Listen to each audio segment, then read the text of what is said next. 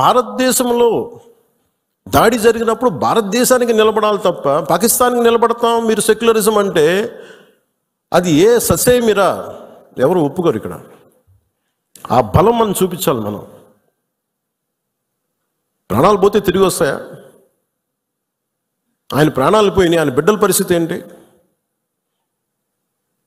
ఆయన భార్య పరిస్థితి ఏంటి? మెరిట్ మీద ఉద్యోగం సంపాదించుకున్న అబ్బాయి ఒకటే కంపెనీలో నిలబడి ఆ మెరిటోరియస్గా ఎదిగినవాడు ఒకటే మాట ఆయన మా మిస్సెస్ మాట్లాడుతూ ఉన్నారు, మాకు ఏం ఆశలు లేవు సార్, మేము సింపుల్ ఒక చిన్న మిడిల్ క్లాస్ ఫ్యామిలీ, మేము టీవీల్లో కనిపిస్తామని మా కళ్ళలో కూడా ఉన్నాం, కానీ మా దురదృష్టం ఇలా కనిపించాం మేము టీవీల్లోనే. నా భర్త చనిపోయినప్పుడు ఇలా మేము టీవీలో కనిపించి మా బతుకులు బయటకు వచ్చినాయి, నా భర్త చనిపోయాడు, అది చెప్పుకోవాల్సిన దుస్థితి మాకు వచ్చిందని. వెళ్ళినప్పుడు బిగినింగ్లో ఆవిడ నన్ను ఎంత ఒకలాగా ఒక నిష్ఠూరంగా మాట్లాడారంటే బాధపడుతున్నారు. మిమ్మల్ని అనకూడదని మళ్ళీ అన్నారు, మీరందరూ ఇస్తేనే కదా నమ్మకం, ఇది మోదీ గారి ప్రభుత్వం ఎన్డీఏ ప్రభుత్వాన్ని కదా మేము భరోసాతో కదా మేము వెళ్ళింది, మేము కాశ్మీరు ఇన్ని కోట్ల మంది వెళ్ళారని మీరు అందరూ చెప్తేనే కదా మేము వెళ్ళాం కాశ్మీరు, మమ్మల్ని ఇలా పెట్టేశారు ఏంటి అనేది ఆవిడ మాట్లాడుతుంటే నాలో మొత్తం భారతదేశ ప్రభుత్వాన్ని చూశారు ఆవిడ. నన్ను ఆ తిట్లు నేను తీసుకున్నాను. ఆవిడ సారీ చెప్తున్నారు కానీ నాకు అర్థం లేదమ్మా, మీరు ఎంత తిట్టాలో తిట్టను, ఏం పర్లేదన్నాను. మీ కోపం ఎవడో ఒకరి మీద చూపించాలి, మీరు కోపం మా మీద చూపించను పర్లేదన్నా అని. ఇంత దారుణంగా ఉంటుంది. నేను అనేది ఏంటంటే మనం నువ్వు ఏదైనా సరే మత ప్రాతిపాదికన చంపటం ఇది మటుకు అస్సలు ఏమాత్రం సహించలేదు. అంటే ఎందుకు భారతదేశం చాలా బలమైనది, భారతదేశం మన సెక్యులరిజం చెప్పుకోకర్లా, సెక్యులర్ అనే పదం మనం యాడ్ చేయక్కర్లా. సెక్యులర్ పదం అని యాడ్ చేయకముందు 70s వీఆర్ సెక్యులర్. సెక్యులరిజం అంటే అపీస్మెంట్ కాదు, అది వైట్ వాష్లు చేయకండి తప్పులు చేస్తే.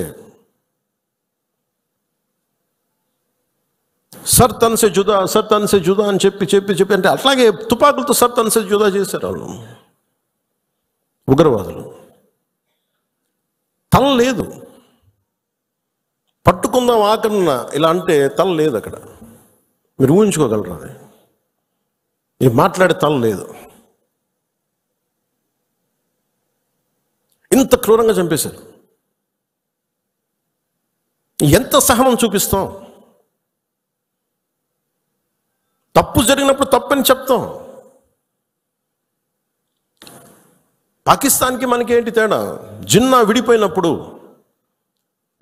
మేము పాకిస్తాన్లో అందరినీ సమానంగా ఆదరిస్తామని చెప్పారు, హిందువులు ఎల్లక్కర్లేదు ఆదరిస్తామని చెప్పారు.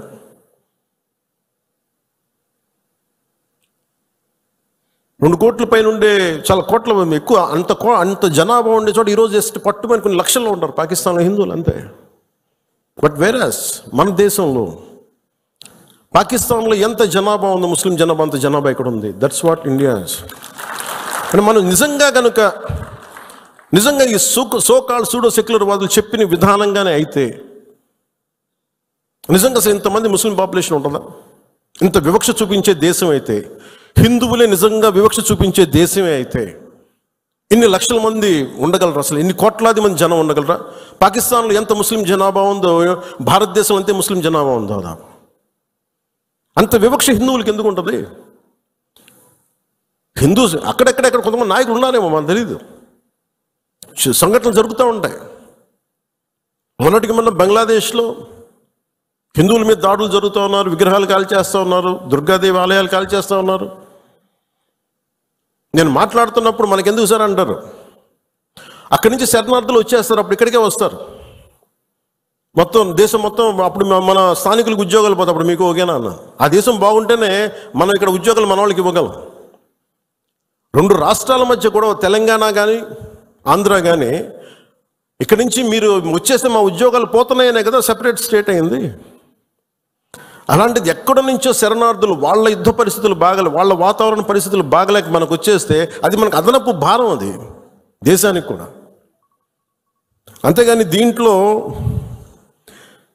మన వివక్ష ఏమి ఉండదు. It's a practicality. Why this country can't afford too much of migration? Already ఇన్ని కోట్ల మంది జనాభా, వీళ్ళకి ఉద్యోగ అవకాశాలు, వీళ్ళకి ఉపాధి అవకాశాలు, వీళ్ళకి విద్యా అవకాశాలు, వీళ్ళకి గృహ అవసరాలు ఇవ్వడమే కష్టం, తప్పన పడాలి. అలాంటిది ఇంకా అదనంగా ఎక్కడి నుంచో వచ్చేసి వేరే దేశాల నుంచి ఎక్కడ తీసుకుంటాం? అది ప్రపంచం అంతా ఇదే సమస్య ఉంది. సో అలాంటి సమయంలో ఇది మనందరి బాధ్యత. ఇది